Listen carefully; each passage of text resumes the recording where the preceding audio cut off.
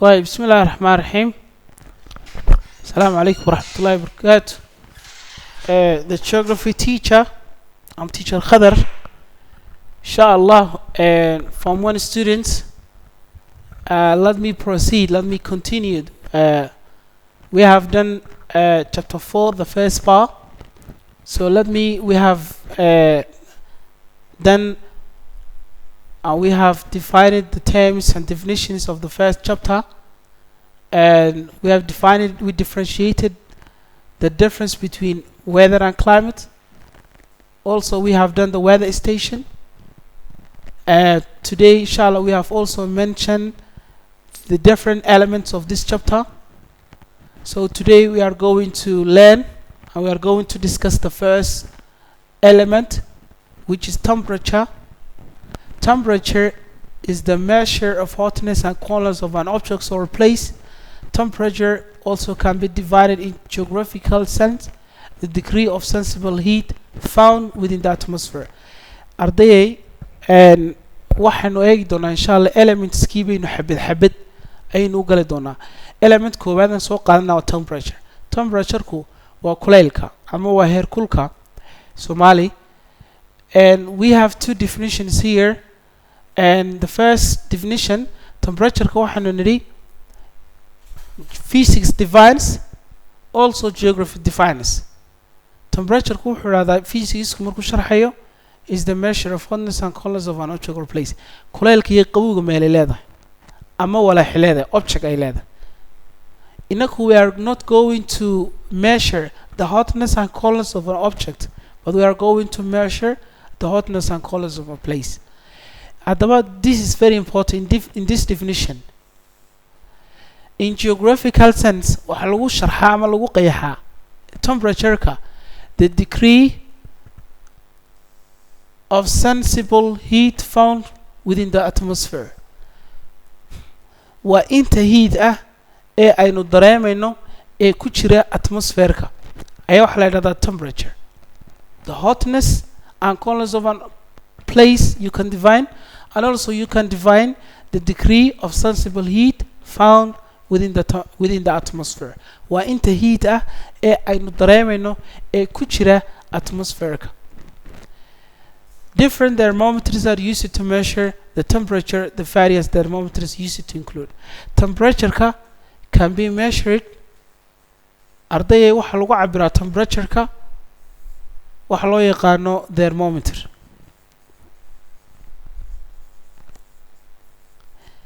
Laakiin thermometers kala duwan baa jira. There's a different thermometers aynu ku cabirno temperature-ka. The various thermometers are maximum thermometer, minimum thermometer, and 6 thermometer.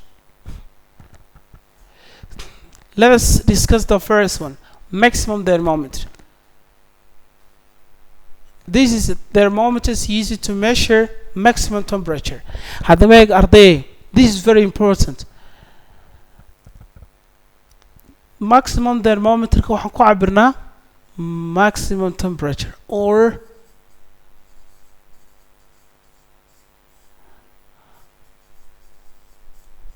highest temperature.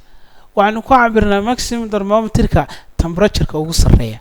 Markaynu rabno inaynu cabirno, when we need to measure the highest temperature or the maximum temperature, we use maximum thermometer. Maximum thermometer consists of class tube, metal index, mercury. Maximum thermometer waxay ka kooban tahay class tube, metal index, and mercury. That means class tube-ka waxa ku sii dhex jira metal index-ka and mercury. When temperature rises, the mercury expands, pushes the index forward until the highest temperature. How it works? When temperature rises, when the temperature rises, temperature markuu koro, the mercury expands. Mercury ayaa wuxuu sameeyaa it expands, u kala baxaa. And then it pushes the index. Wuxuu cadaadinayaa indexkii oo tiradii uu sii durqaya forward until the highest temperature. Ilaa laga gaarayo ama indexkaasi ay ka gaarso the highest temperature-ka ugu sarreeya. Ilaa laga gaarayo mercury-ga saas uu bush gareynaya indexka. Then waxaa la ogaanayaa highest temperature. When temperature fall, mercury contracts, leaving the index behind. Temperature markuu hoos u dhaca, that means when temperature decrease, that means it contracts, and then the index become behind as well. Hoos buu soo dhaadhacaysa iyadna marka.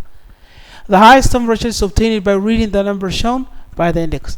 This is how thermometers work. So we said maximum thermometers, we measure the highest temperature or the maximum temperature.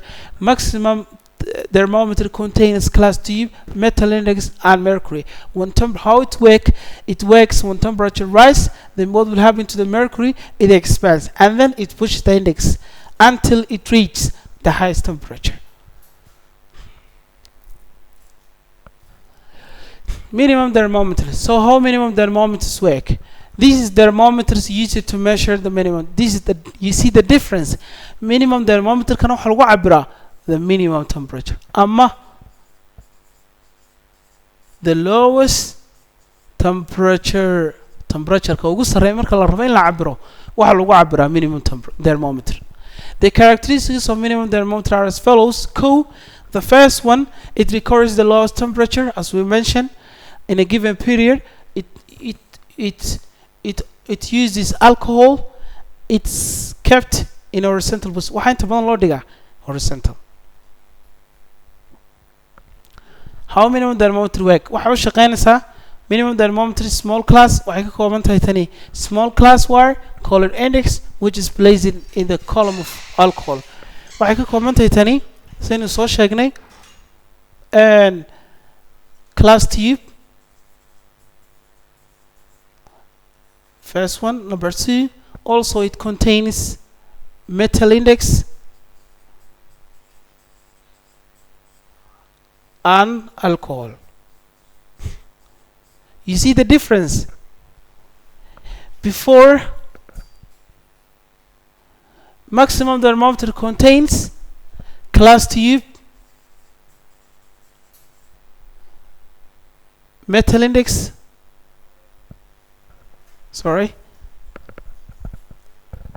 metal index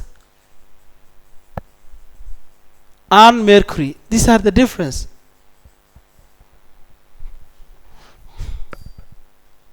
So this one also contains glass tube, metal index and alcohol. So how it works? When temperature decrease, temperature what will happen to the alcohol? Alcohol contracts. Alcohol isku soo ururaysa. And then the index down. Index key hoos buu soo dhacaysa. What will happen to the index as well? It goes down. When temperature increase, marka temperature kordho, the alcohol expands. Alcohol way kala baxaysa and it rises in the tube. Tube kala baxaya, but does not pull the index. Like it doesn't pull the index. Ma cadaadinayso index key. So how it works minimum thermometer. Inshallah, the last one will be the 6th thermometer. This is also known as combined maximum and minimum thermometer, because this measures both temperature. Halkan 6th thermometer students, you have to look the picture diagram ka si fiican arka sawiradu ku yeelan thermometers kiisa oo shaqeynayaan. 6th thermometer kaasina iyadoo diagram ku taala page kaaga si fiican u eg. 6th thermometer ku waa labadii la isku daray. oo maximum thermometer ki iyo minimum thermometer ki oo la isku daray oo laba column laga kala dhigay. column A iyo column B waa la isku xidhaya. Temperature ki ugu sareeyay iyo temperature ki ugu hooseeyay waa la isku xidhay labadii thermometer. kadib waxa laga kala dhigay laba column. qalabkii xagana waxa lagu rabriyaa the right hand and waxa loo yaqaan glass tube ki, metal index ki iyo mercury ki. Right hand kan waxa left hand kan waxa lagu rakibayaa glass tube ki, metal index ki iyo alcohol shi. kadib waxay labadooduba cabirayaan oo soo saarayaan waxa loo yaqaan the maximum thermometer, kalena wuxuu soo saarayaa the minimum thermometer, as you will see the picture on your textbook. When temperature rise, temperature markuu kordho maxaa dhacaya? Alcohol in the left, alcohol dhinaca left hand ka xigtay. It has two columns, left hand column ku xigtay way kala baxaysaa, and then markay kala baxdo it pushes the mercury column. The mercury tennis pushes the metal index. Mercury dib u soo cadaadinaya metal index ki, the right hand column, and then temperature kii ugu sareeyay, the highest temperature is shown by the end of the in the index. kadib waxay gaaraysaa siday u cadaadinaysa indexkaasi the highest temperature. kadibna waxa la soo saaraya oo aad ku ogaanaysa halka temperature kii ugu sareeyay. when temperature fall, temperature markuu hoos u dhaco, alcohol maxaa ku dhacay? the left hand ka xigta maxaa ku dhacaya? it contracts, way isku soo ururaysaa, and then it pushes what? It pushes the index, waxay bushkaraynaysaa indexka dhinaca tiyibka xiga. kadib when temperature rises in the alcohol, it expands leaving behind the index, minimum temperature is obtained.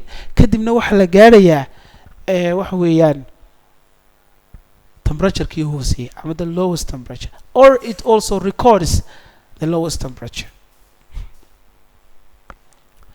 Factors influencing temperature and latitude, length of the day, altitude, distance from the sea, ocean current, load cover. In a further detail you will see your book, and inshallah these are the main factors that influence in the temperature.